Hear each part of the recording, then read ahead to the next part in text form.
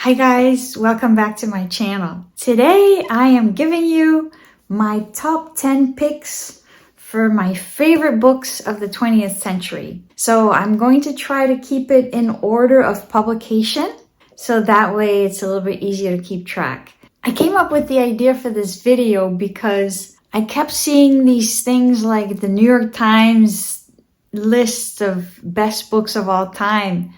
And I noticed that there's a little bit of a mismatch between what I would consider the best books and the lists that are out there, the official lists. So I decided, no, I'm going to make my own list.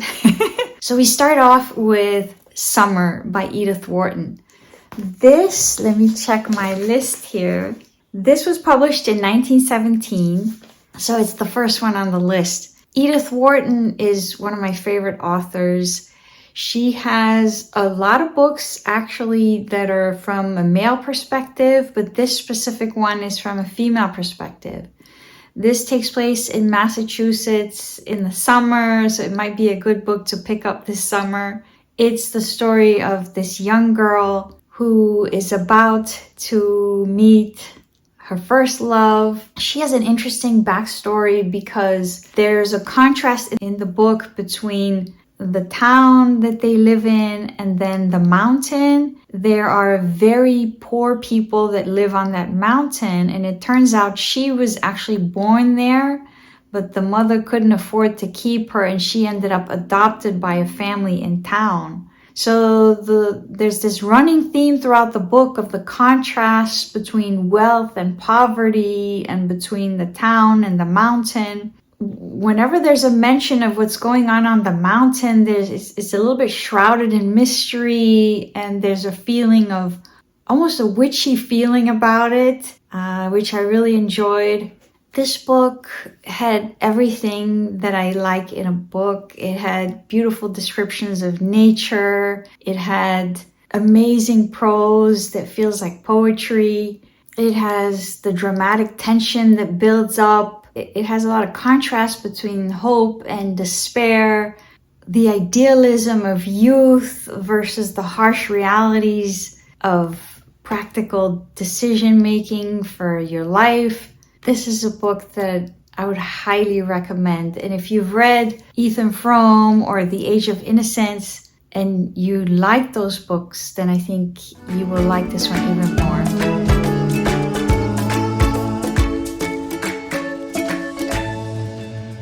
The next book on the list is Quicksand by Nella Larsen. This book was published in 1928. This was one of my favorite reads of this year so far. We're halfway through the year, and I know this is going to be on my list of top books for the year. So Nella Larsen is one of the writers of the Harlem Renaissance, and you may have heard of her because she wrote a book called Passing. It was recently made into a Netflix movie, but this one, Quicksand, I actually loved even more. This is loosely autobiographical because Nella Larsen was biracial because her mother was Dutch and her father was from the West Indies. So she lived with this search for identity, and in this book it really shows you how she's constantly torn between her identity as hanging out with the Black community in New York City and then going to Denmark to try to search for a feeling of belonging, a feeling of family. And it feels like everywhere she goes, she doesn't quite fit in. People cannot quite categorize her. I really love this. I think for anyone who's ever felt like it's hard to belong anywhere, then this is a must read. The next book on our list is Not Without Laughter by Langston Hughes. This book was published in 1930. So first of all, I love this orange edition, and I'm thinking of actually buying more copies so I can use them to gift to people because this is just gorgeous. So this is the story of a young boy who grows up in the South. It shows you the struggles of being African American at that time in the US. He faces, of course, poverty, racism. The stories in this are just heartbreaking. But what I really liked was, first of all, the feeling of family, the feeling that you have all these aunties that are involved and they are in and out of his life at different times. And you really feel that feeling that it takes a village to raise a child, and whenever his own parents are not quite able to meet his needs, the aunties will step in, and I really like that feeling. I also like the feeling of just the creativity that comes with poverty. You know, how if you cannot afford something, you have to find very creative ways to do something to somehow make the best out of your situation. I just found this to be extremely insightful and ultimately somewhat hopeful by the end of the book. So I would say this book made me want to read more by Langston Hughes. And I'm hoping to get more of his writings so I can keep reading him. So stay tuned on this one. The next book on our list is The Street by Ann Petry. This was one of my favorite books of last year, and I just want to read you the first paragraph so you can get a flavor for the type of writing that you're in for with this book. There was a cold November wind blowing through 116th Street. It rattled the tops of garbage cans, sucked window shades out through the top of open windows, and set them flapping back against the windows. And it drove most of the people off the street in the block between 7th and 8th Avenues, except for a few hurried pedestrians who bent double in an effort to offer the least possible exposed surface to its violent assault. So this is the story of Ludi Johnson. She's a single mom in New York City, and things are rough. She has to make a decision because at the beginning of the novel, she's living with her dad and his girlfriend, and she feels like she has no privacy and she wants to go off on her own and get an apartment. And that's kind of how the entire story kicks off. So she's walking down the street looking for places to rent and trying to figure out if she can afford the rent on her current salary, what's going to happen to her little boy. Ann Petry was a beautiful discovery for me. I had never read an author that has the ability to literally take the story and start spinning it around. And I think the fact that it starts with a very violent wind blowing down the street is symbolic.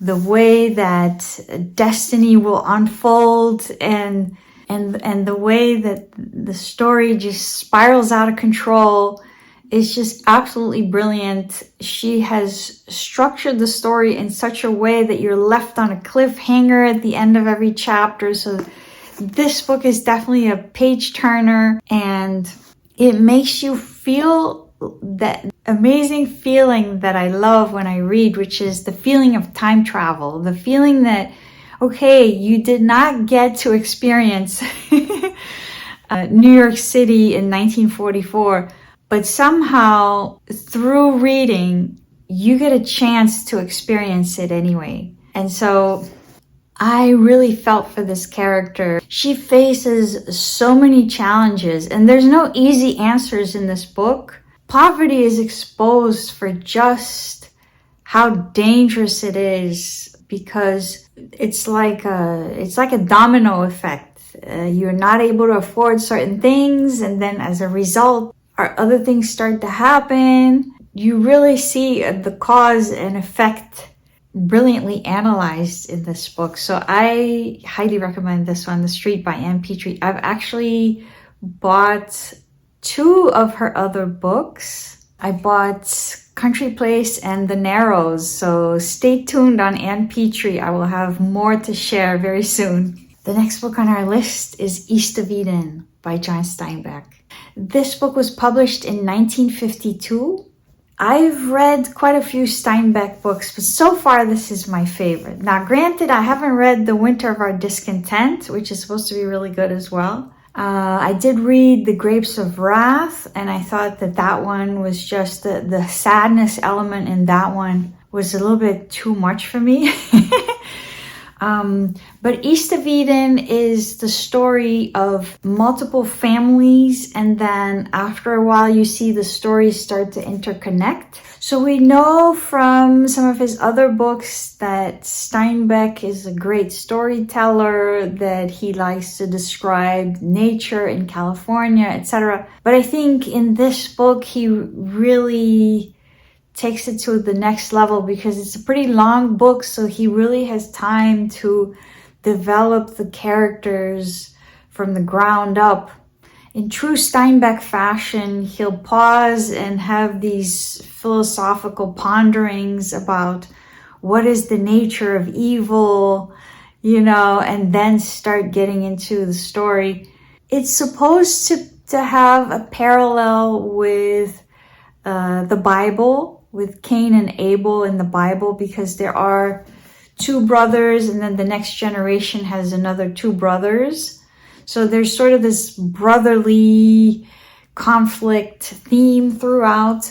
But I think this book has so many important themes. It just feels like a masterpiece because of how it's structured and everything comes together. You feel like fate with a capital F is striking.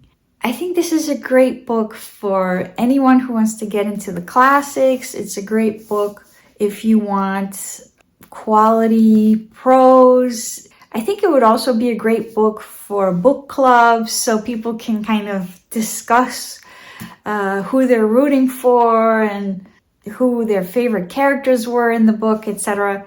So I highly recommend this one, East of Eden. The next book on our list is Invisible Man by Ralph Ellison. This book was also published in 1952. So those two books were published the same year, actually. So this one is the story of a young black man who's attending college somewhere in the South. Because of circumstances that I don't want to spoil for anyone, he ends up in New York City. And he's thrown into the midst of all the chaos because of the fight for civil rights and the different movements that are kind of competing with each other at the time in New York City. And he ends up being recruited by this organization that wants him to give speeches, because it turns out he's good at giving speeches and at inspiring people. And so through his involvement with this organization and through living and being involved with community in Harlem, he will witness all the injustices that are going on, all the racial tensions. This book is definitely a page turner. It feels like it never stops. You feel this constant tension that he has to survive. He has to keep making money so he can pay his rent and have enough to feed himself.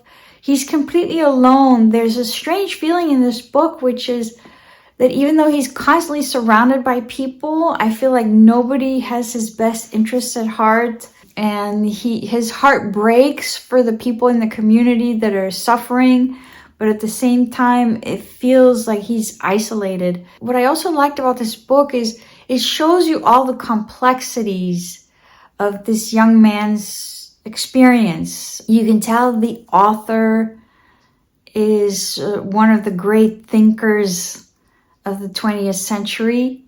And I feel like now this is one of those books where I agree with the New York Times lists and things like that, because they will usually put this book on the list. And okay, in this case, I agree it belongs on the list, okay? So that's Invisible Man by Ralph Ellison. The next book on our list is To Kill a Mockingbird by Harper Lee. This was published in 1960. So this book is told from the perspective of a little girl, and she is growing up in the 1930s in Alabama, in a world that's completely segregated, 100% racist, just a world of injustice. And she and her brother and her little friend are completely confused by the injustices that they're witnessing. I think one aspect of the book that's not always talked about is the fact that her mother is deceased, so the dad is a single dad. It doesn't really directly talk about her sadness about not having a mom, but I think it ends up having a huge impact on her life. Essentially, the dad is a lawyer and he's trying to defend this black man who's been accused of a crime he didn't commit. There's another important story in the book, which is about how the neighbor is mentally ill and there's a stigma and there's a taboo. And so they grow up with all these fears around this man because he's mentally ill. And so throughout the book, this is also a recurrent theme of how you judge somebody because you don't really know what they're going through. So I think the book is fundamentally also about empathy, and I think it does a beautiful job at showing the importance of empathy. The important part is not for the dad to be perfect, but just the fact that he's there for his children and he's trying to explain things to them and he's keeping the dialogue open. And I think that's the beauty of the dad. Just the fact that he's keeping a channel of communication with the children so that they don't feel like their doubts and their questions are dismissed. I can see why this classic has endured the way it has.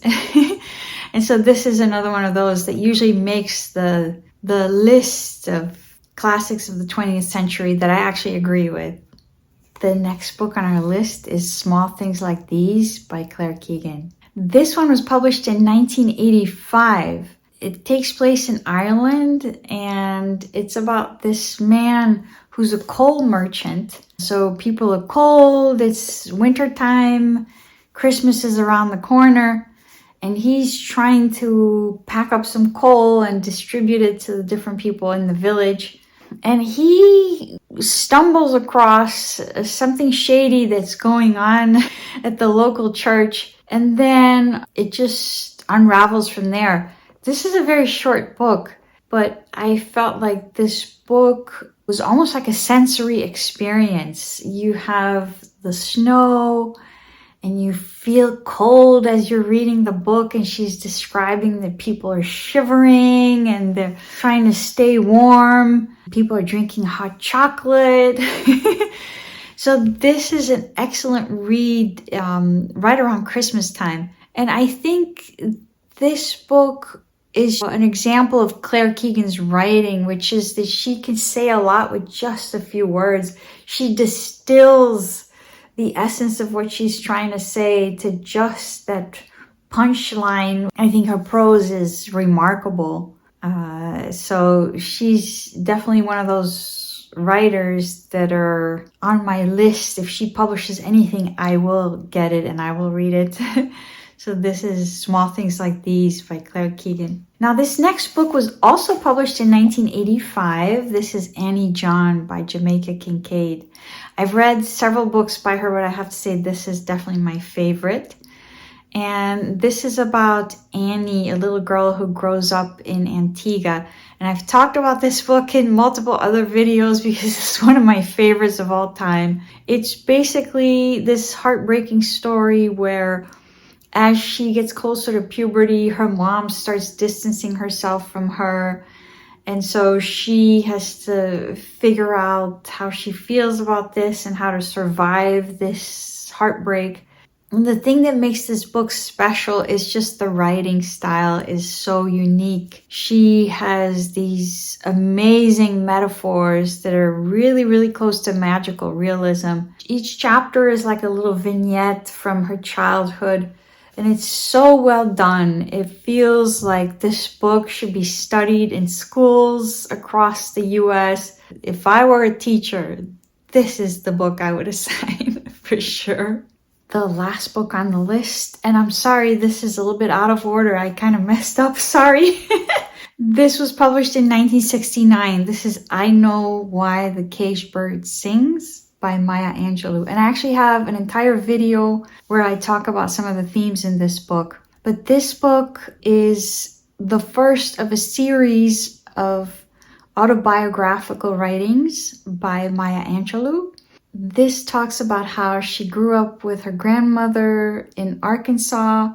Her parents were actually in California, but they had sent her over because they were not able to take care of her. So her and her brother were in Arkansas with the grandmother. And it shows all the different adventures she has there, how deeply segregated life was. There's so many interesting stories that she describes of her childhood, her identity, and then eventually she goes back to California.